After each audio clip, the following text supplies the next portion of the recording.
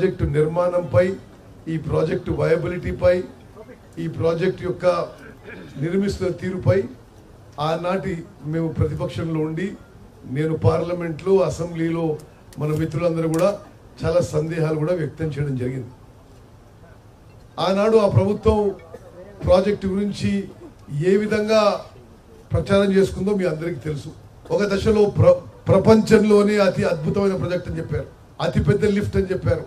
మరి ఈరోజు అమూల్యమైన ప్రజా డబ్బుతో కట్టిన ఈ ప్రాజెక్టు కొంత డ్యామేజ్ కావడం ఇది చాలా బాధాకరమైన విషయం. అక్టోబర్ 21వ తారీఖున మేడిగడ్డ బ్యారేజ్ బ్లాక్ 7 లో ఆ పియర్స్ యొక్క ఫౌండేషన్ సింక్ అయిపోయి పెద్ద శబ్దంతో 5 ఫీట్లు లోపల పోవడం జరిగింది.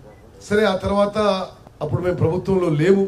అక్టోబర్ 21వ తారీఖు నుంచి డిసెంబర్ 3వ తారీఖు వరకు గత ప్రభుత్వమే ఉండింది. ఆశ్చర్యకరం ఏంటంటే ఆనాటి ముఖ్యమంత్రి, ఇరిగేషన్ మంత్రి అక్టోబర్ 21 నుంచి డిసెంబర్ 3వ తారీఖు వరకు అసలు ఈ విషయం మీద నోరు మెదపలేదు.